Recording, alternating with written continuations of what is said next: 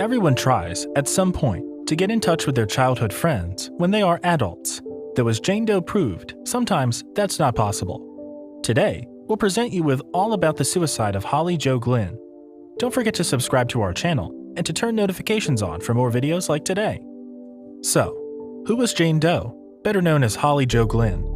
Born in September 11, 1966, Holly Jo Glynn was a formerly unidentified American woman who is believed to have committed suicide back in September 1987 when she jumped off a cliff in Dana Point, California. At 6:40 a.m. on September 20, 1987, the body of poor Jane Doe, a young Caucasian woman, was found by joggers at the base of a cliff at Dana Point, California.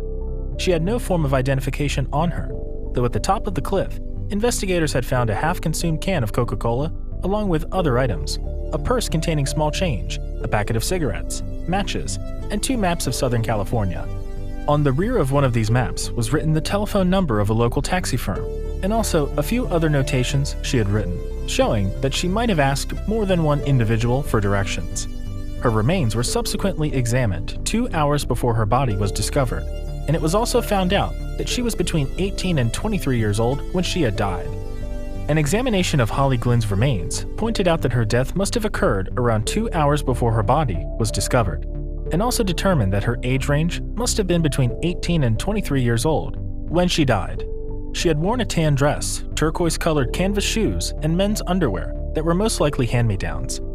She was also 5 feet 3 inches to 5 feet 8 inches in height and weighed 127 pounds. The case was officially ruled a suicide several years later. In 2015, high school friends of Holly Glynn began searching for her.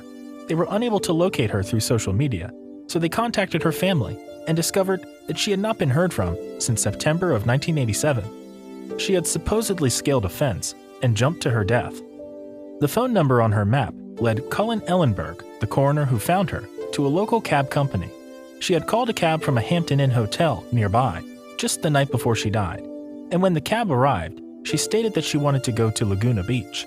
The drive would cost $20, but she only had $18 at the time, so the driver only agreed to take her as far as the money would allow. The taxi driver said she barely spoke and also mentioned that there was nothing unusual about her.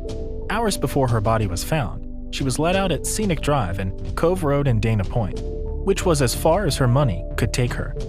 The driver informed that he had dropped the young woman off at the Chart House near the intersection of Cove Road and Scenic Drive, and that he had last seen her walking in the direction of the cliff where she had been found.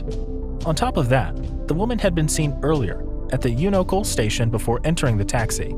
She had used the bathroom at the premises. It was later found that the woman had entered a nearby Hampton Inn and asked a clerk if there were any high-end hotels in the area. While the reason she killed herself hasn't been determined yet, it's still a chilling story to hear. One moment, the taxi driver was just doing his work, and the other, there's a woman dead. On top of that, this dead woman was only identified several decades later by her high school buddies. That's definitely something to have nightmares about.